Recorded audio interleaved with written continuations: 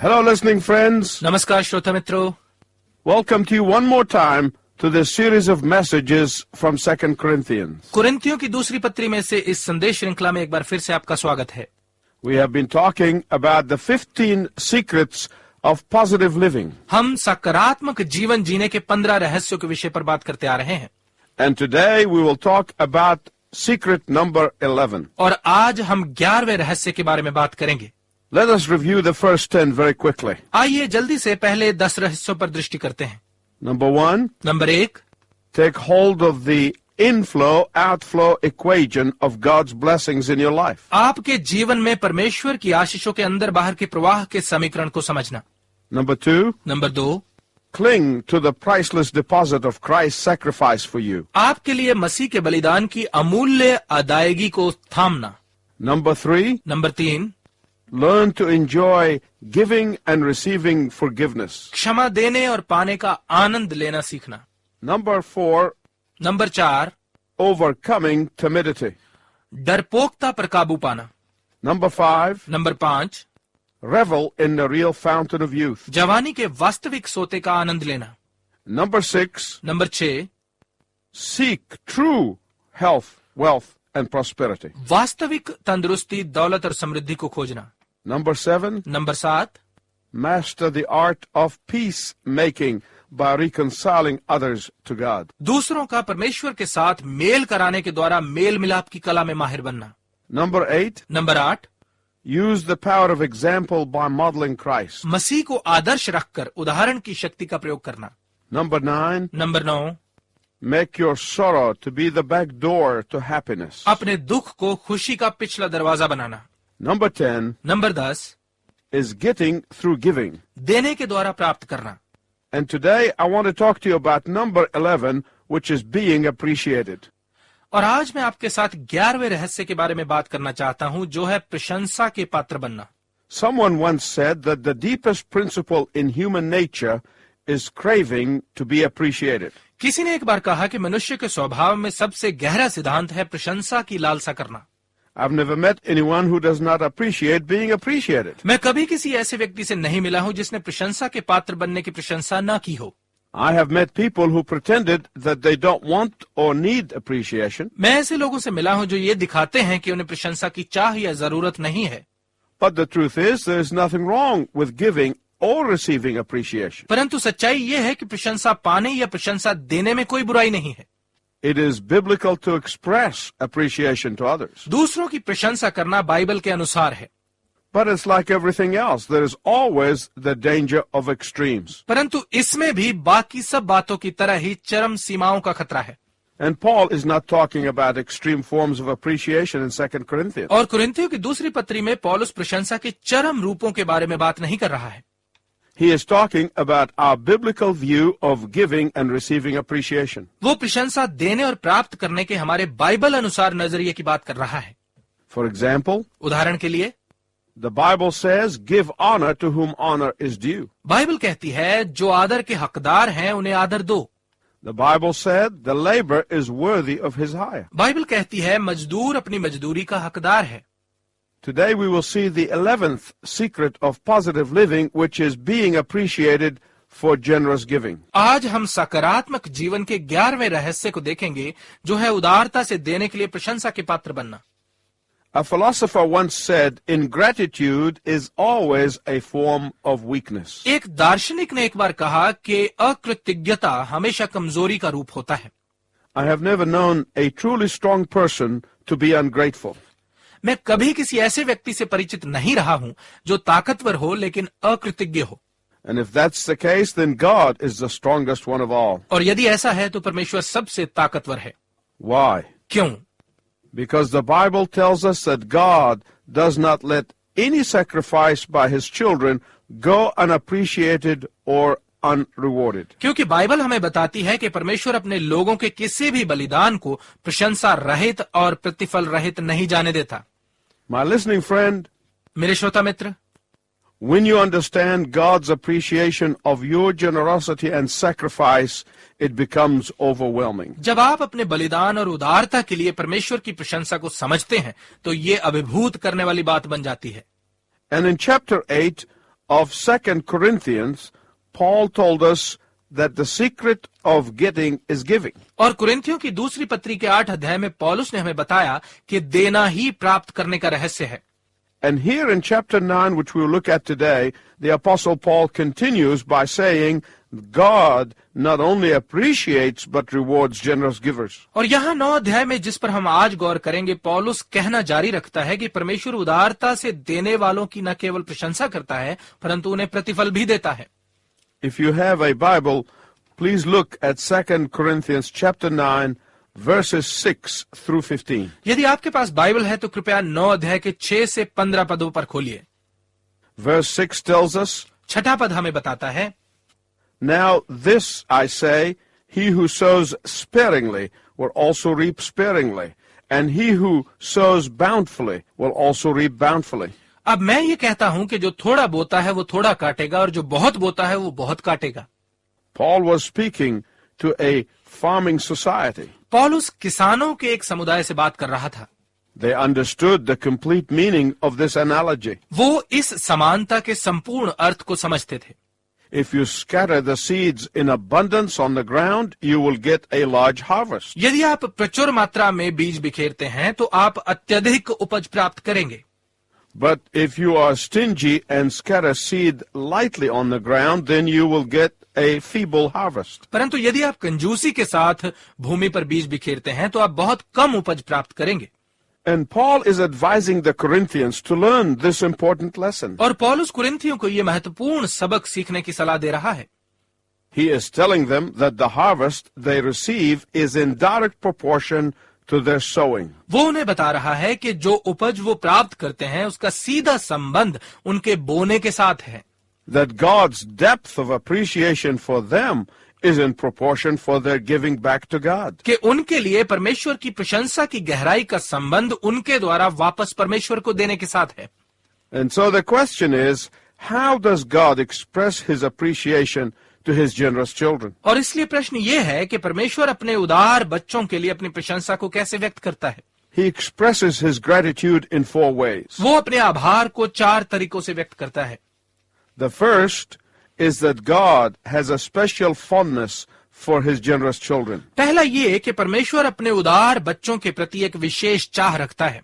We see this in verse 7 of chapter 9. इसे हम 9 अध्याय के 7 पद में देखते हैं। The second is that God abundantly provides for their every need. दूसरा ये कि परमेश्वर उनकी हर जरूरत को भरपूरी के साथ पूरी करता है। We see this in verses 11 and 12. ये हम 11 और 12 पद में देखते हैं। The third is found in verse 13, where Paul tells us that God is glorified through his children's generosity. तीसरी बात हम 13 पद में पाते हैं जहां पौलुस हमें बताता है कि परमेश्वर के बच्चों के उदारता से देने के द्वारा उसे महिमा मिलती है। And the fourth is that God answers prayers offered on their behalf. और चौथा तरीका यह है कि परमेश्वर उनके लिए की जाती प्रार्थनाओं का उत्तर देता है, which we see in verses 14 and 15. जिसे हम 14 और 15 पद में देखते हैं। Let's look more closely at these 4 results of our generosity. आइए अपनी उदारता के इन 4 परिणामों को और गहराई से देखते हैं। Number 1, God has a special fondness for his generous children. Number 1, परमेश्वर अपने उदार बच्चों के प्रति विशेष लगाव रखता है। In verse 7, Paul says, For God loves a cheerful giver. 7 पद में पौलुस कहता है, परमेश्वर खुशी से देने वालों से प्रेम करता है। My listening friend, this is the most precious promise of all. मेरे श्रोता मित्र, ये प्रतिज्ञा सब प्रतिज्ञाओं से अधिक मूल्यवान है। There is no higher honor or reward. इससे बड़ा आदर या प्रतिफल और कोई नहीं है। Of course, God loves the world in general. निश्चय ही परमेश्वर वैसे तो समस्त संसार से प्रेम करता है। John chapter 3 verse 16 tells us this. यूहन्ना रचित सुसमाचार 3 अध्याय का 16 पद ये बात हमें बताता है। And God has a deeper love for his children. और परमेश्वर अपने बच्चों के लिए इससे भी गहरा प्रेम रखता है। But God reserves a special fondness and highest love for the cheerful giver. परंतु परमेश्वर खुशी से देने वालों के लिए अपने उत्तम प्रेम और विशेष लगाव को बचाकर रखता है। We cannot imagine a greater expression of gratitude than knowing that we are at the pinnacle of God's love. हम आभार के इससे बड़े प्रगटावे की कल्पना नहीं कर सकते कि हम ये जानते हैं कि हम परमेश्वर के प्रेम के शीर्ष पर हैं। I think we all like to be appreciated. मेरा ख्याल है कि प्रशंसा पाना हम सबको अच्छा लगता है, But when we receive appreciation from someone who is very special to us, then that appreciation is more meaningful to us. परंतु जब हमें किसी ऐसे व्यक्ति से प्रशंसा मिलती है जो हमारे लिए बहुत खास होता है, तो तब ये प्रशंसा हमारे लिए और अधिक अर्थपूर्ण होती है। So just think that the God of heaven is expressing his appreciation to you. तो बस सोचिए कि स्वर्ग का परमेश्वर आपके लिए अपनी प्रशंसा को व्यक्त कर रहा है। There can be no more uplifting thought than to hear the Almighty and the all-powerful God saying that he appreciates you. इससे बढ़कर प्रोत्साहित करने वाला विचार और कोई नहीं हो सकता कि हम सर्वशक्तिमान और सर्वोच्च परमेश्वर को ये कहते सुने कि वो हमारी प्रशंसा करता है। But who are the cheerful givers? परंतु खुशी के साथ देने वाले कौन हैं? Those whose giving to God comes from the heart and not from obligatory feelings. ये वो हैं जिनका परमेश्वर के लिए देना हृदय से होता है, ना कि जिम्मेदारी की भावना से। God shows his appreciation to generous givers by having special fondness of them. परमेश्वर उदारता से देने वालों के लिए अपनी प्रशंसा उनके प्रति विशेष लगाव रखते हुए दिखाता है। The second way God shows appreciation to generous givers is found in verses 8 through 11. उदारता से देने वालों के लिए परमेश्वर का प्रशंसा दिखाने का दूसरा तरीका 8 से 11 पदों में मिलता है। And that is that God abundantly provides for their every need. और वो ये है कि परमेश्वर उनकी हर आवश्यकता को भरपूरी के साथ पूरा करता है। Verse 8 says, and God is able to make all grace abound to you. 8 पद कहता है परमेश्वर सब प्रकार का अनुग्रह तुम्हें अपार मात्रा में दे सकता है। So that in all things, at all times, having all that you need, you will abound in every good work. जिससे हर बात में, हर समय सब कुछ जो तुम्हें आवश्यक हो तुम्हारे पास रहे और हर एक भले काम के लिए तुम्हारे पास बहुत कुछ हो। Paul uses the word all 5 times just in that verse. पौलुस इस एक पद में सब शब्द का 5 बार इस्तेमाल करता है। What's Paul saying here? पौलुस यहाँ क्या कह रहा है? He is saying that God's gracious giving is limitless. वो कह रहा है कि परमेश्वर के अनुग्रहपूर्ण देने की कोई सीमा नहीं है। God's gracious giving cannot be measured. परमेश्वर के अनुग्रहपूर्ण देने को मापा नहीं जा सकता। Why is that? ऐसा क्यों है? Because through human understanding, we think that we will have a lesser amount if we give part of our money to God. क्योंकि मानवीय समझ के द्वारा हम सोचते हैं कि यदि हमने अपने पैसों में से कुछ परमेश्वर को दे दिया तो हमारे पास कम हो जाएगा। But through the understanding of faith, the opposite is true. परंतु विश्वास की समझ के द्वारा इसका विपरीत सत्य है। When you give to God, you will have more, not less. जब आप परमेश्वर को देते हैं तो आपके पास कम नहीं बल्कि ज्यादा होगा। You say, but that's not possible. आप कहेंगे ऐसा तो असंभव है। Oh, but you're still living in the possible world. और लेकिन आप अभी भी संभव दुनिया में ही जी रहे हैं। But the world of faith is the world of the impossible. परंतु विश्वास की दुनिया असंभवता की दुनिया है। And God has deep appreciation toward those who live in the world of faith instead of the world of sight. और परमेश्वर उनके लिए गहरी प्रशंसा रखता है जो दृष्टि की दुनिया के बजाय विश्वास की दुनिया में जीते हैं। Let me give you some examples. मैं आपको कुछ उदाहरण देता हूं। Human wisdom says that prosperity comes from accumulating and from hoarding and holding tight onto your money. मानवीय बुद्धि कहती है कि समृद्धि जमा करने, इकट्ठा करने और अपने धन को कसकर थामे रहने से आती है। But faith says, I trust in God's promises to provide all and everything I need. परंतु विश्वास कहता है मैं परमेश्वर की प्रतिज्ञाओं पर भरोसा रखता हूं कि वही मेरी हर जरूरत को पूरा करेगा।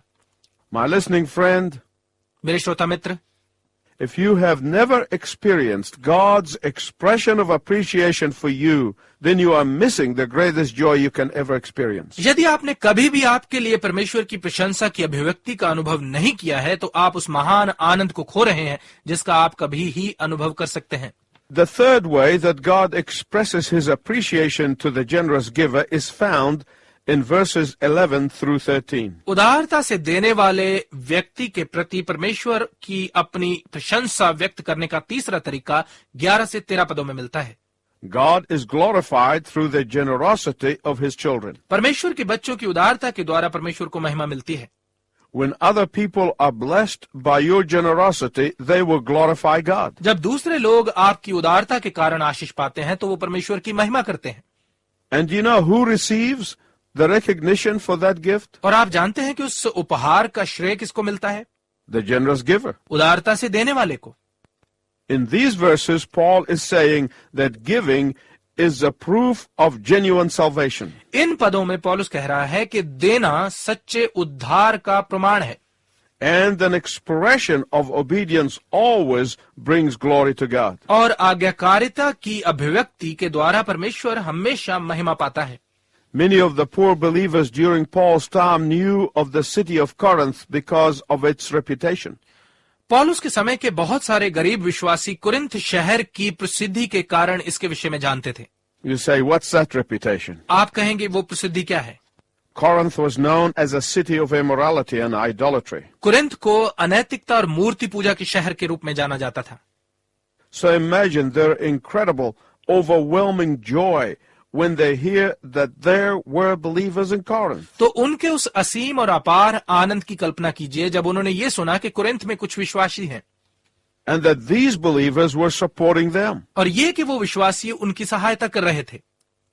And they will give glory to God who calls people out of that sinful city to be their brothers and sisters in Christ. और वो परमेश्वर को इस बात के लिए महिमा देते होंगे जो ऐसे पापपूर्ण नगर से भी लोगों को मसीह में उनके भाई बहन होने के लिए बुलाता है।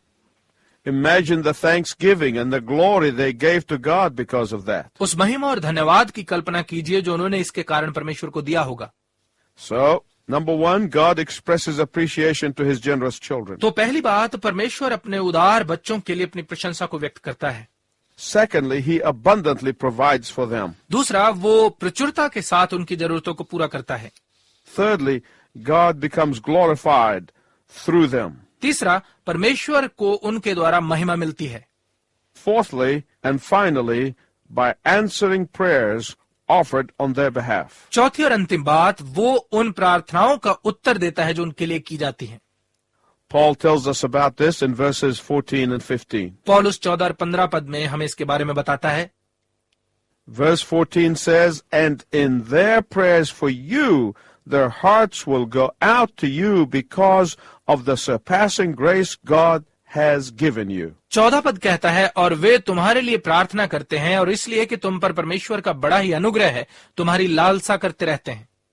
The prayers offered up on behalf of the Corinthians because of their generosity were a great blessing. कुरिन्थियों की उदारता के कारण उनके लिए की गई प्रार्थनाएं बड़ी आशीषमय सिद्ध हो रही थी।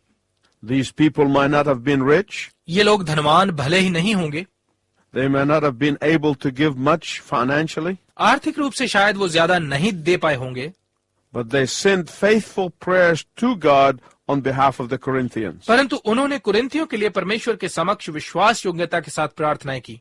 And we see this in verse 15. और इसे हम 15 पद में देखते हैं। Thanks be to God for his incredible gift. परमेश्वर के वर्णन से बाहर उस दान के लिए उसका धन्यवाद हो। So, my listening friends, as we bring this message to conclusion, I want you to remember this. इसलिए मेरे श्रोता मित्र, इस संदेश को समाप्त करते हुए मैं चाहता हूं कि आप ये याद रखें। Show your appreciation to the Lord for his abundant blessing on you. आप पर प्रभु की भरपूर आशीषों के लिए उसके प्रति प्रशंसा व्यक्त कीजिए। Express your appreciation to those around you. अपने आसपास के लोगों के प्रति प्रशंसा व्यक्त कीजिए। And until next time, I wish you God's richest blessing. और अगली बार तक मैं आपके लिए परमेश्वर की उत्तम आशीषों की कामना करता हूं।